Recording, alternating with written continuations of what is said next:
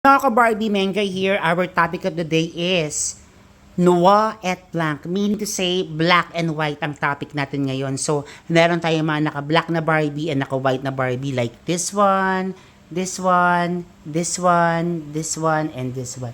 Kaya ang topic natin is Noir et Blanc. French meaning yun ng Noir et Blanc meaning to say is black and white. So, first doll of the day is Barbie Wedding Gown by Vera Wang. Designer, take note, Vera Wang. Vera Wang ang designer ng Barbie doll na to. She's wearing a wedding gown. So, ititingnan natin ang details ng Barbie. At unang-una, syempre, ang muka. At naka-off shoulder siya na para mo off shoulder, pero hindi naman siya naka-off shoulder. Meron talaga siyang parang net, parang stocking na naka-connect dun sa, sa ribbon. Tapos merong ribbon na velvet ribbon yung damit.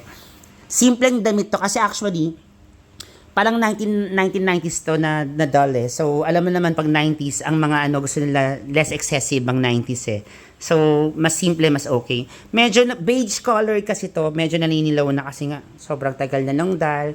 Tapos naka-pearl earrings lang siya. Tapos naka-sleek back lang yung likod niya na hair. Tapos iti-360 natin siya ngayon para nakita yung likod. Actually, yung likod ang maganda dito eh. Ito yung likod niya. Take note yung likod, may ribbon lang na black na velvet.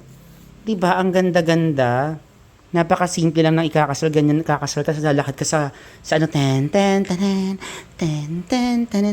Which is, hindi ko may experience kasi wala naman akong jowa at saka wala naman nag-aaya magpakasal. Pero napakaganda ng dal na to. Ang tawag doon, pristine, serene yung itsura niya. Parang talagang fresh na kinakasal. Tapos less makeup lang. Ang ganda ng doll. Hindi na overpower ng doll yung damit. Nagko-complement yung doll sa damit. So, ito yung maganda. Doll, the Barbie doll by Vera Wang. Hi guys. Nga pala guys. Please subscribe, share the video. Lagyan nyo ng heart yung video. At saka mag-comment kayo, okay lang yun, okay na po sa akin yun. Maraming salamat po. At saka para naman ganahan tayo maglagay ng mga videos pa marami. Bye!